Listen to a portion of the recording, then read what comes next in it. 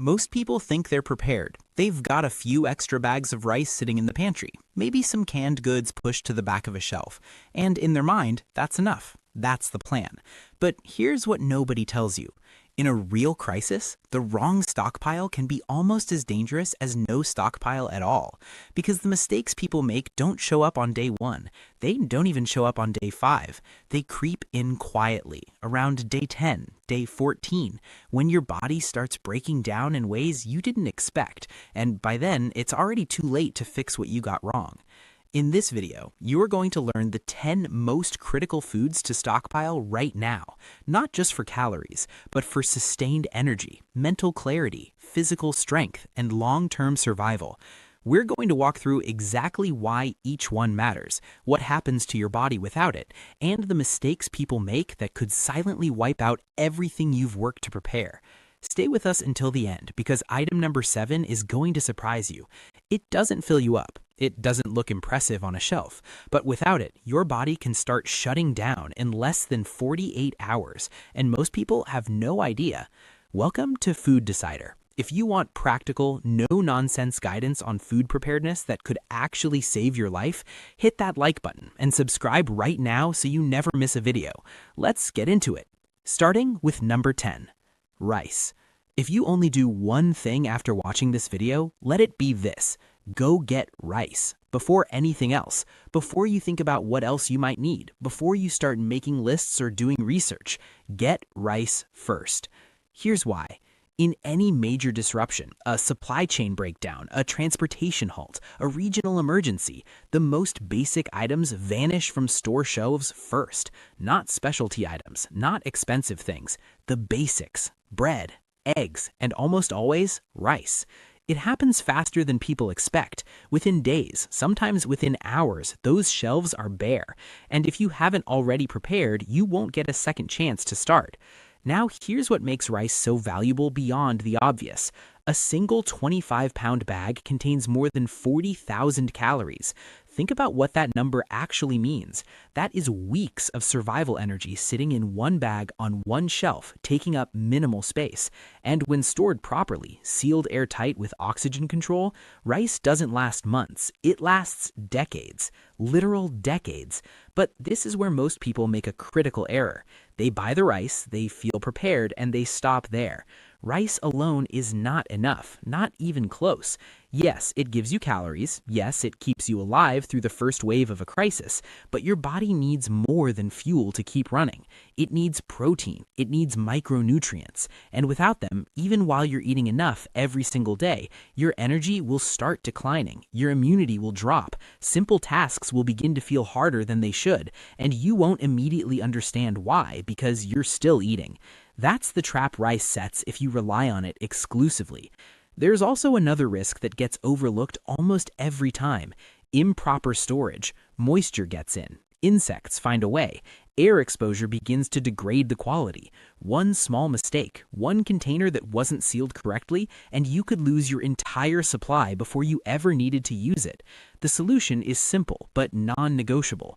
Airtight containers, oxygen absorbers, a cool, dry, dark location. Do it right once, and that rice will outlast almost everything else in your home. Rice is your foundation, but a foundation alone is not a house, and that brings us directly to what has to sit right alongside it. Number 9, dry beans. Let's be honest about something that most people don't want to think about when they're planning a food stockpile. You are not just preparing to avoid hunger. You are preparing to make sure your body doesn't physically break down under the pressure of a real crisis, and those are two very different goals. Calories keep you from feeling empty. Protein keeps your body from falling apart. If your diet is consistently low in protein, even for just a few weeks, your muscle tissue begins to deteriorate. Your body, looking for the amino acids it needs, starts breaking down what it already has. You get tired faster. You slow down. Recovery from any kind of physical effort takes longer than it should. And for older adults, this process doesn't take weeks. It can begin in days. Dry beans solve this problem in a way that almost nothing else in a stockpile can match.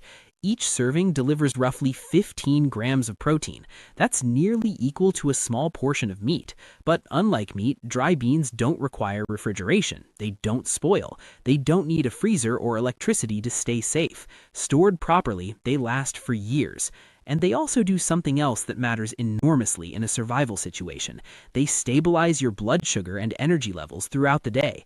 Unlike refined carbohydrates that spike your energy and then crash it, beans release energy slowly and steadily. In a high-stress environment, that stability is not a luxury, it's a lifeline. But here is something you must think about in advance, because if you don't, it will catch you off guard at exactly the wrong moment. Dry beans take time to cook. In normal circumstances, that's a minor inconvenience. In a crisis, when fuel is limited, stress is high, and you need to eat quickly, spending an hour cooking beans is not practical. The solution is to soak them in advance whenever possible, or to have a pressure cooker or an alternative fast cooking method ready before you ever need it. These are not in a genuine emergency. The difference between a meal that takes 15 minutes and one that takes 90 is the difference between staying calm and losing control. Preparation isn't just about what you store, it's about how ready you are to use it. Rice keeps you going. Beans keep you strong, but even with both of those working together, there's a specific type of energy your body depends on that most stockpiles completely ignore. Number 8. Canned meat.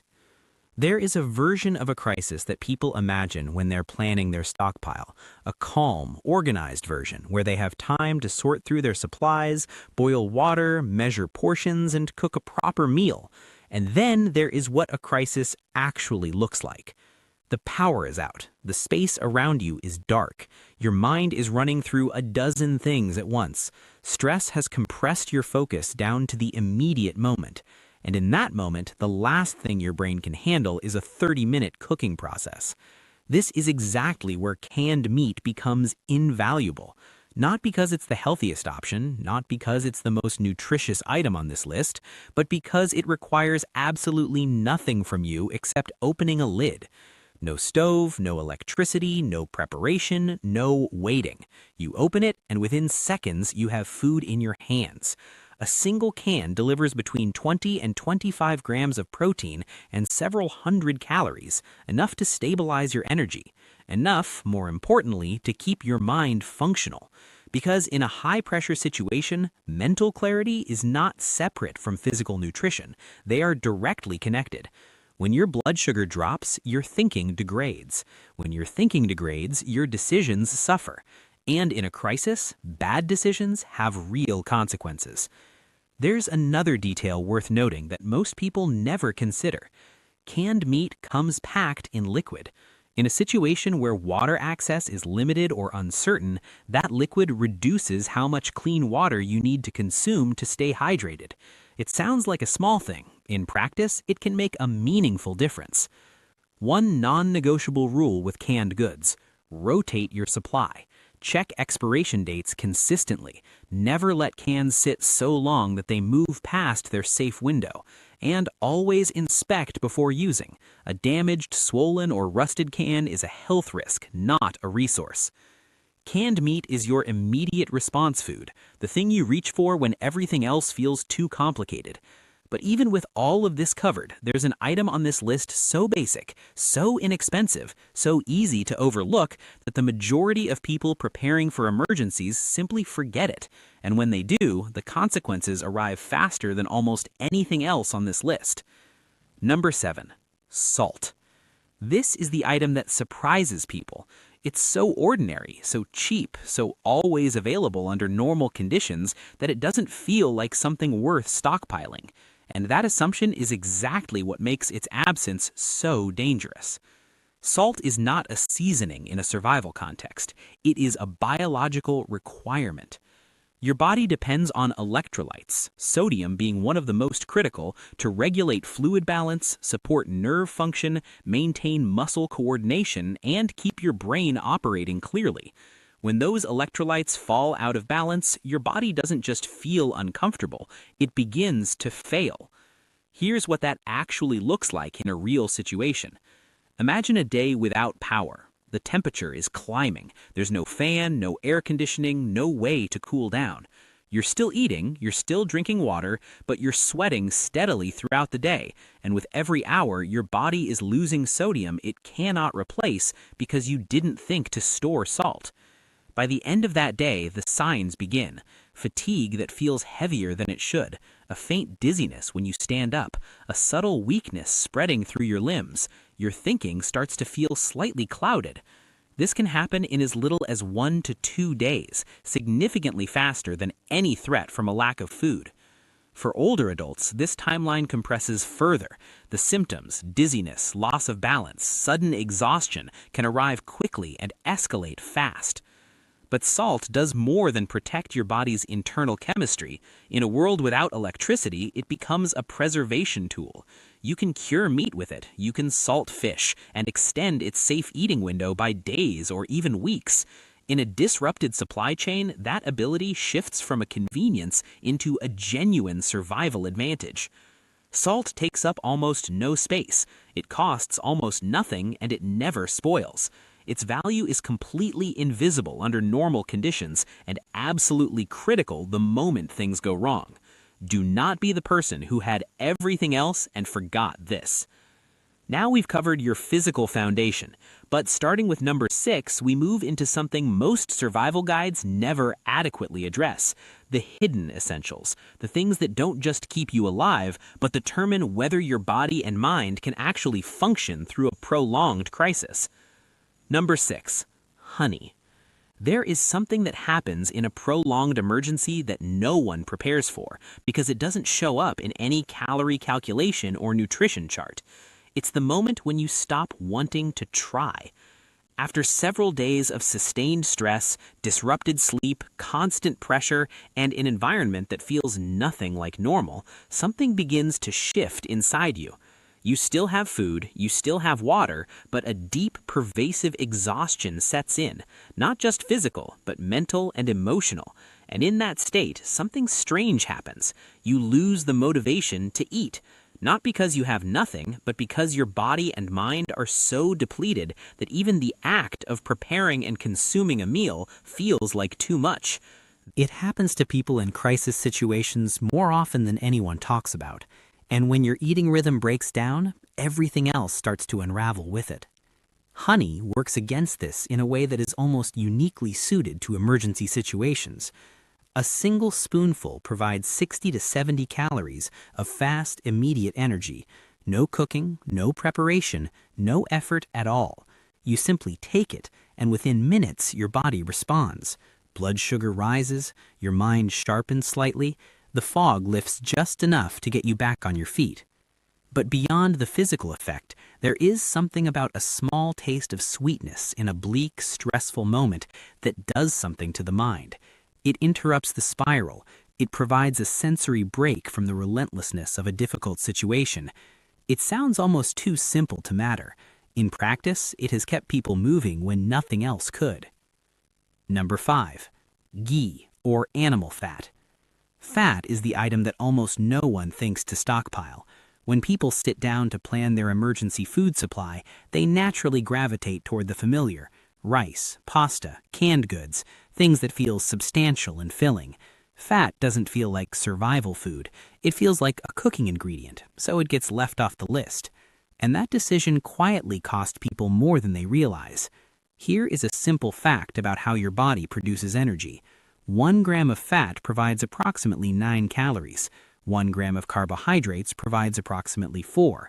That means fat delivers nearly double the energy per gram compared to the foods most stockpiles are built around. In a situation where resources are limited and every calorie has to work as hard as possible, that difference is enormous. But the more important issue is what happens to the body when fat is absent from the diet over an extended period.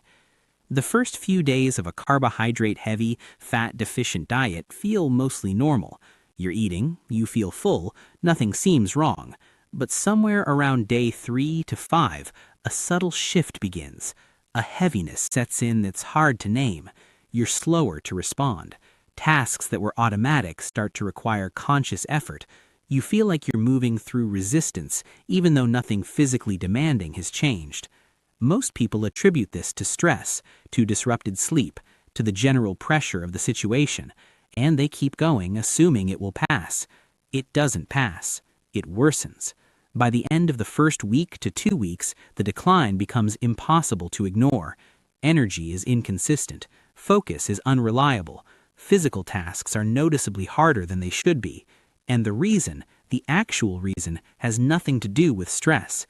It's that the body has been running without the dense, stable energy source it needs to maintain its rhythm. Carbohydrates provide energy in bursts. Fat provides energy as a slow, steady, sustained burn. Without fat in the diet, your body is constantly lurching between highs and crashes, never achieving the stable baseline it needs to function well over time. Ghee is ideal for a stockpile because it has an exceptionally long shelf life, months at room temperature when stored correctly, potentially longer when kept cool and sealed. Duck fat and beef tallow behave similarly. These are not modern health trends. They are ancient preservation strategies that worked for generations before refrigeration existed. Add fat to your plan. Your body will tell you that it matters one way or another. Number 4. Dried vegetables. Ask most people what their emergency food plan looks like, and they'll describe something built almost entirely around carbohydrates and protein. Rice, beans, pasta, canned meat, and on paper that looks complete. You've got calories, you've got macronutrients. What else is there? Your body has an answer to that question, and it begins delivering it around day 10. The human body requires dozens of vitamins and minerals to function properly, and most of them cannot be synthesized internally. They have to come from food, and the vast majority of long-term stored foods, rice, beans, pasta, canned goods, are severely limited in the micronutrients your body depends on daily. Here's the insidious part. The deficiency doesn't announce itself.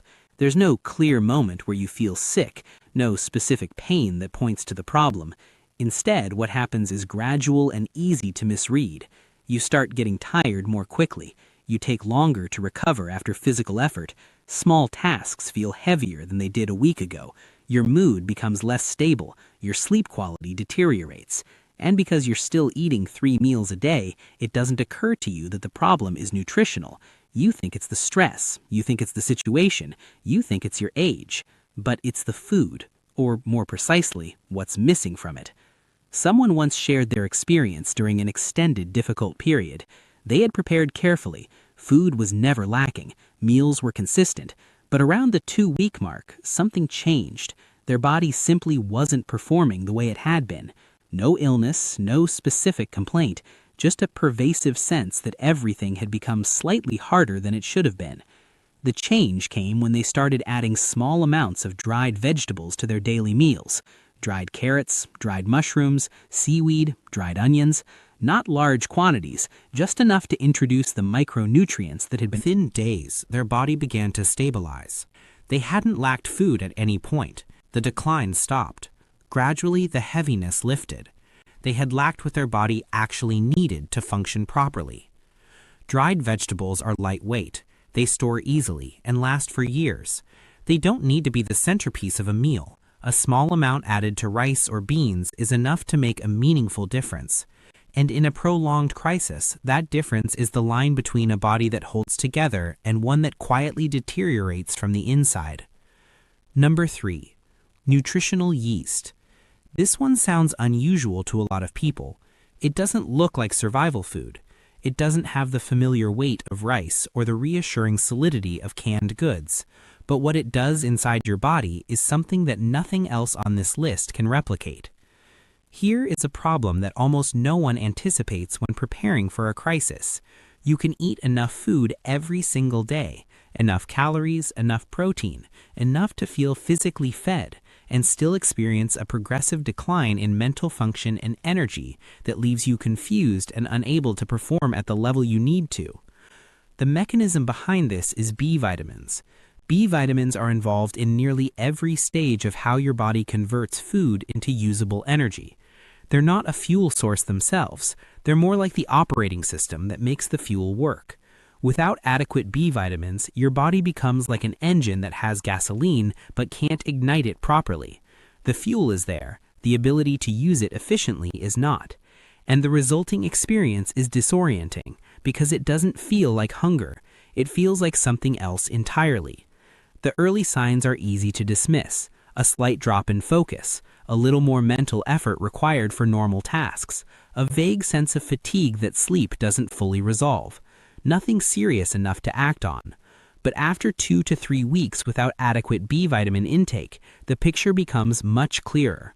Prolonged fatigue that feels like it lives in your bones, irritability that seems to come from nowhere, a slowing of thought that affects even simple decisions, a brain that feels like it's operating behind glass, present but not quite sharp. And still, because you're eating consistently, you don't connect it to nutrition. You connect it to stress, to the situation, to everything except the actual cause. There was someone who went through exactly this, fully prepared, food consistent every single day, and yet, after a few weeks, they found themselves forgetting things they shouldn't forget, processing information more slowly, struggling with a mental fog that made every decision feel harder than it should be. They added nutritional yeast to their daily routine, just a few spoonfuls stirred into a meal, not a dramatic change, not an overhaul of their diet, a small specific addition. And within a short period of time, the fog began to clear. Nutritional yeast is one of the most concentrated natural sources of B vitamins available. It stores well, it requires no preparation, it can be added to almost any meal without significantly changing the flavor. And in a prolonged crisis, maintaining the clarity of your thinking isn't a quality of life preference, it is a survival requirement. The decisions you make in that environment have real consequences. You need to be sharp enough to make them well. Number 2. Dried spices. This is the one that most people smile at when they first hear it. Spices, really? In a list about survival? Yes, and here's exactly why. Surviving a crisis isn't just a physical challenge, it's a psychological one. And one of the most reliable ways that the psychological side starts to break down, quietly, gradually, before you even notice it happening, is through the monotony of eating the same thing with the same flavor, day after day after day. In the first few days, this doesn't register as a problem. You're eating, you have food. That feels like enough. But the brain is not designed to sustain motivation around food that provides no sensory variety. After a week of identical meals, something subtle starts to shift.